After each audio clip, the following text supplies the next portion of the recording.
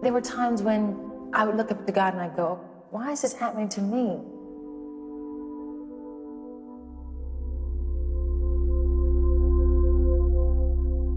And then these dreams. I would have these dreams about being on a bridge and the bridge going back and forth and swaying. Some big storm coming.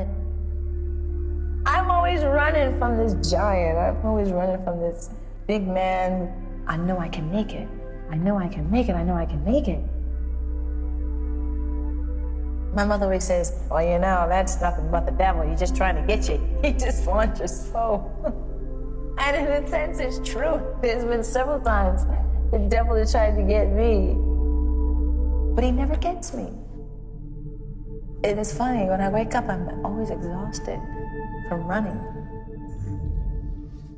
And that's a clip from Whitney, a new documentary from Kevin Macdonald. Kevin, how are you, sir? Very nice to see you again. Very, very well. Thanks for having me on.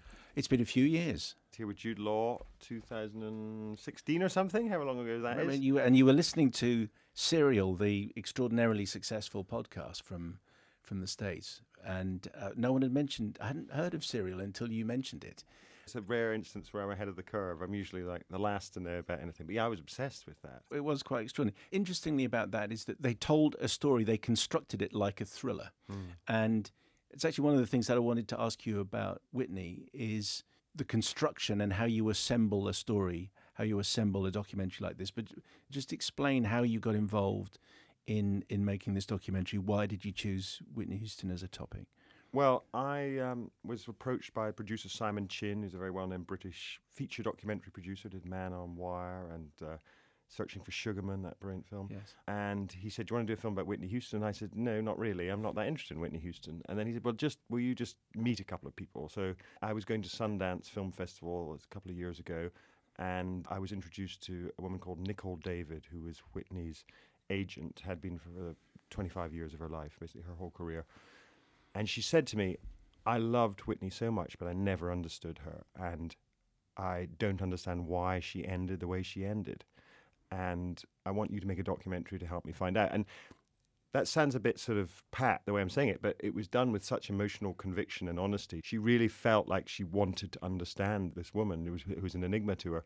And it was that, pretty much simply that made me think, gosh, that's an interesting story. But of course, it turned, I suppose, into a kind of investigation film. And I suppose that's the structure that I've given it. In a way, I'm the detective trying to, or the sort of psychotherapist stroke detective, as you would say. And there have been other documentaries. Nick Broomfield did a documentary as well. Did you know about that when you set off on this one? I did. There have been lots of things. There have been lots of very tabloidy things. There have been lots of books. I knew Nick, who I know and respect a lot. I knew he was starting on a film, but I felt that, knowing his work, that it would be something very, very different. And I had done an arrangement with the family to be able to access all the people, all the archive, all the music, and I felt that would give me a kind of insight in a way that nobody else could have. And I hope that's the case with the finished film. What does that mean in effect? So it doesn't feel like an authorised documentary at any stage. It is an authorised film, but I did a similar film about Bob Marley a few years ago, and it was a similar sort of situation. It was the family said, okay, we really want you to do this, and we won't interfere. We'll maybe make suggestions, but it's your film. Because they both estates realised that was the only way they were going to get something that was of really high quality, going to get somebody really good to work on the project. So Whitney's estate were, I have to say, fantastic. They really left me alone. They're pretty disorganised. It took a long time to get things out of them, but they did give me everything, and I showed them a couple of cuts on the way. They had comments. They didn't like everything in the film, but they stuck to their word, and the film really is very, very raw in places. And how do you set off on that journey? You mentioned Nicole David, the agent, and saying, explaining the mystery, explaining the conundrum that was Whitney Houston, who she loved very much but couldn't understand how she ended up being that way. How do you piece that together? Do you just, like a detective, and just say who are the witnesses, who are the key players, and just set off to talk about them with an open mind? I mean, how do you even begin to assemble that? Really very much like that. I just, with an open mind, starting to talk to people. So I started with a lot of the family members and very close friends who, I think 10 people I interviewed in over 3 or 4 days in New York a couple of years ago. And that was really the start. I had read one book about Whitney, I'd watched a couple of not terribly good TV documentaries about her. I didn't know an awful lot, and so I went in with a sort of completely open mind. Well, I say completely open mind. I suppose I actually had more of a negative feeling about her at the beginning than normally you would when you're making a film about somebody who you love and admire. I admired her voice, I admired some of her music, but I wasn't a huge Whitney fan, and I sort of had that feeling, I think a lot of people do, which is a slight kind of feeling of revulsion towards some of her behaviour in the last, say, 10 years of her life, when she really was enthralled to addiction and her whole marriage was playing out in the tabloids. And my reaction was in a very English sort of way to sort of go, ugh, that's a bit distasteful. So the journey for me was very interesting emotionally, going from somebody who was unappealing to you to someone who, by the end of it, I really felt a lot of compassion for and really admired her artistry, her music. And there is an awful lot to admire, and if anyone needs a reminder of her extraordinary talent and her extraordinary voice, and you concentrate on her first TV appearance, which is breathtaking. I'm just doing some positive stuff first. Her performance at singing the Star Spangled Banner at the Super Bowl in 1991. That's an amazing performance. That's. Can you just explain why that's amazing and why that was so important? This is how it was explained to me. Up until that point, up until 1991, the Star Spangled Banner was a song which African Americans didn't really sing. They would stand silent as it was sung at football games. I mean, not universally, but generally it was considered to be a song that was warlike, which was about the oppressive, militaristic state of America. And of course, the people who had suffered at the hands of that state were Black Americans. And what Whitney did, through a couple of different means, both sort of musical and in terms of emphasis, she turned it into a song about freedom. And ever since then, really, if you look at Lady Gaga, Beyonce, when they've done it, they have really followed in her footsteps. And very consciously, they've spoken about that, actually. Lady Gaga, you can see her on YouTube talking about how she became a singer because every day after school, she would walk down the stairs in her apartment singing to the Star Spangled Banner as she came down to dinner. And that was her sort of primary inspiration for becoming a singer. So in a way, slightly unconsciously, I think that Whitney had a huge social impact because of that. You know, imagine changing the way the national anthem of any country, particularly America, is sung and understood. And that's what she did in that one performance.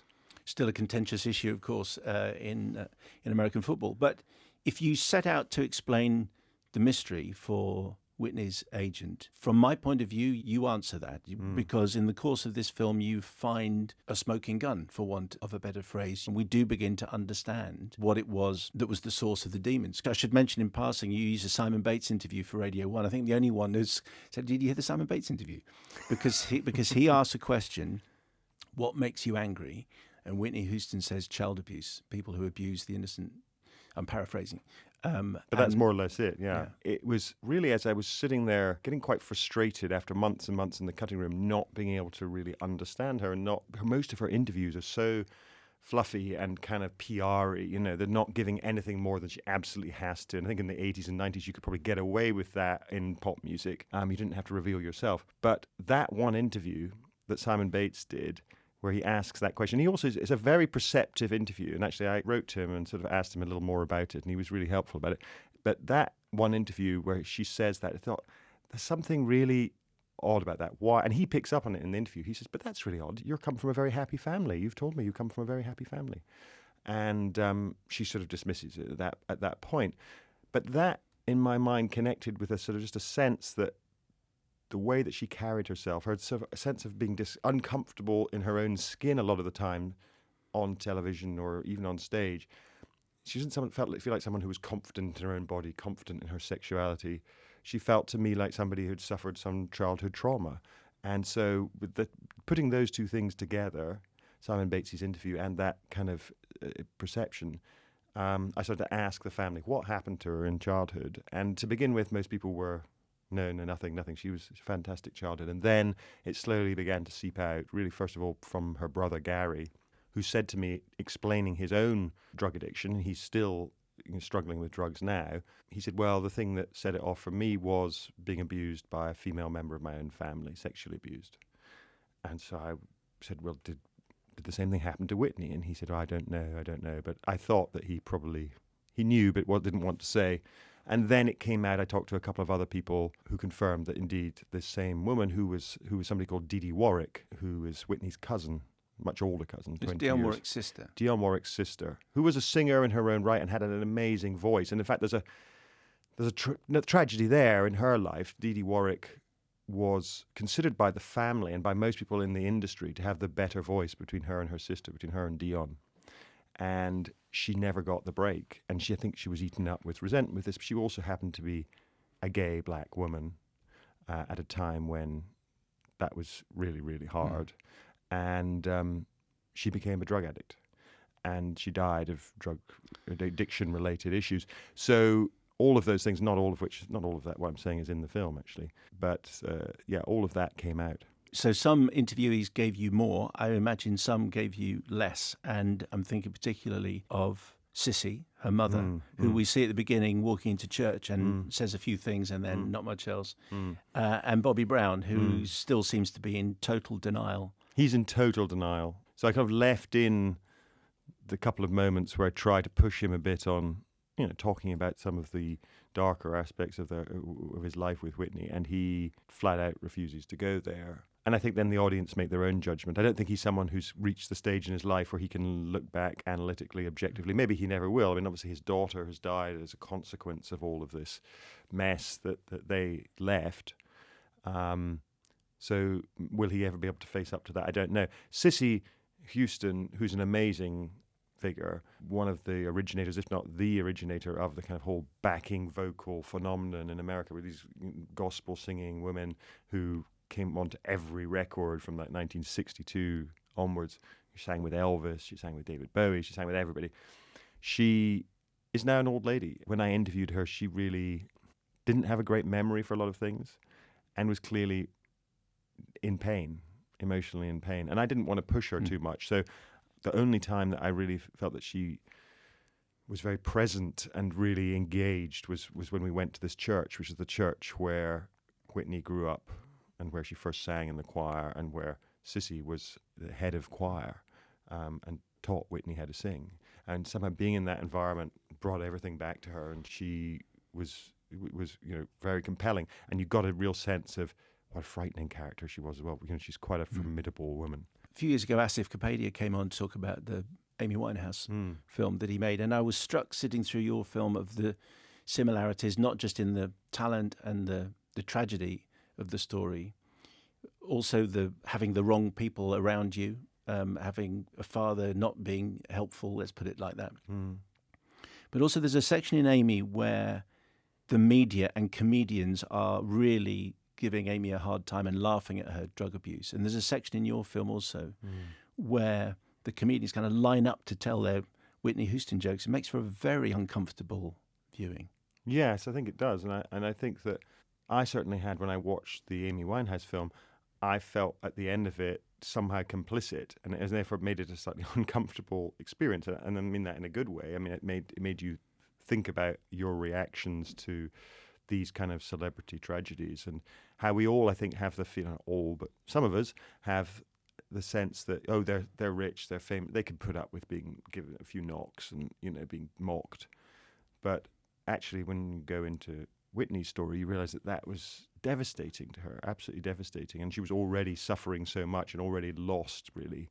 And to be made into a joke, to be sort of torn of every shred of dignity torn from her, I think was one of the contributing factors to her downfall. How close did you get to speaking to Robin Crawford, who is referred to a lot in the story? She was a good friend. She was clearly one, from reading and listening to your film, her lover over many years, and it is suggested, that she's bisexual. This is Whitney Houston. And we're constantly I was thinking, I hope we get to hear from Robin. I hope we get to hear from Robin. And obviously we don't, which must have been frustrating for you. Very frustrating, yes. Close? I mean, I think there's sort of everybody else that we wanted to talk to talked eventually, but Robin didn't. And I was in touch with her. She considered it. She went back and forth for a few months, and then she decided she didn't want to. She said to me, I promised I would never do an interview about her. That is, I suppose, the missing link. There are obviously a lot of other people around who can tell that story. I think that, to my mind, it's an oversimplification to say that Whitney was gay or Whitney was even bisexual. I think she was in love with Robin Crawford, she then was in love with Bobby Brown. What does that make her? Or did it make her? How do you put a label on that? I suppose. And I don't think, from what I understand and from various documents I've seen, I don't think that their sexual relationship necessarily went on for a long time. I think it was actually mostly in the lead up to Whitney becoming famous. And by the time she became famous, they had sort of decided this was better left as a professional and friendly relationship.